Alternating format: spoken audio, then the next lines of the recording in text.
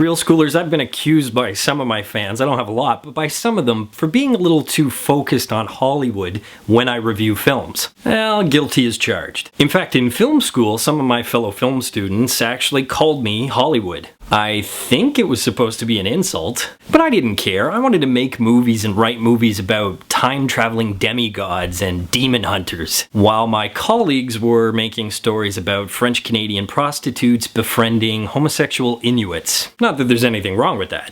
And you think I'm exaggerating, but I'm not making that up. This is Real School.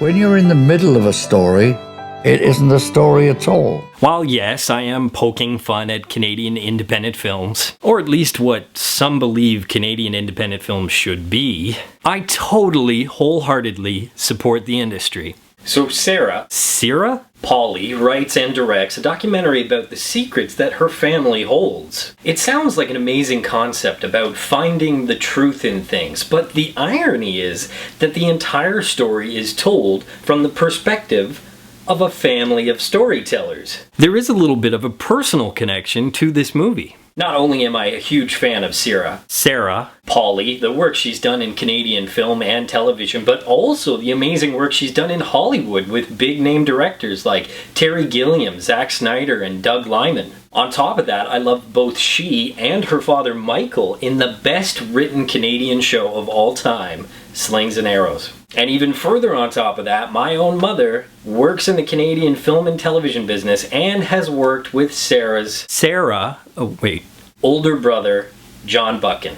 And that brings us to the fascinating part of the story, is that this family is the very definition of a modern family. It's a story about divorce, affairs, death. And yet when you watch this amazing story, a story where the director tells the truth that her mother had an affair, that Sarah herself didn't find out who her biological father was until she was 28. You watch and you're absolutely blown away by the amount of love that this family has for one another. Which is ironic considering that guys like Romney are giving their 2 cents about what a family should be. Hey Mitt, if a 2-parent family is your idea of perfection, and Sarah's family would be considered broken, this film is a pretty strong case for broken. There are some absolutely fascinating facets about this film. For instance, if this film is about getting to the truth of things, then how can you trust all these different viewpoints, the amalgam of stories that are coming at you? What's the truth and what's not?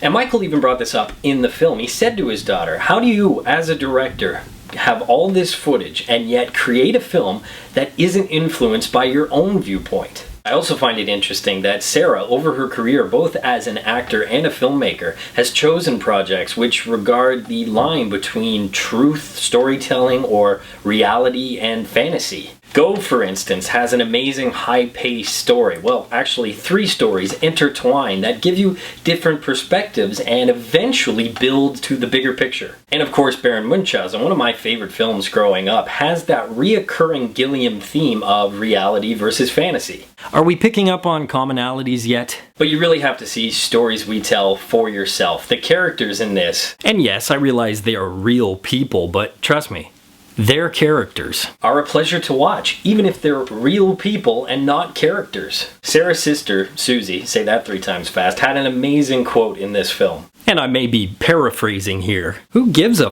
about our family? Well, the fact is, anybody who watches the movie, I applaud the entire family for their bravery, for their openness, and for their love. It is such an amazing story. It's inspiring to see that this family, even though many things could have gotten in the way of them being a true family, it's like it wasn't even a consideration in their eyes. It is heartbreaking, it is touching, and it's beautiful to see that this amalgamated family, this family that has been through so much, are so close.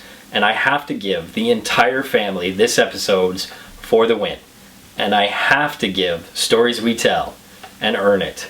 It's in limited release right now in a couple Canadian cities, but when it's widely released, please go see it and keep an eye out for it, because it is a very interesting documentary, and it's not often I go to see documentaries in theaters, or like them for that matter. Go support independent film, Canadian or otherwise. They need your support, because as much as I love Hollywood, they've already got enough money. And until next time, school's out.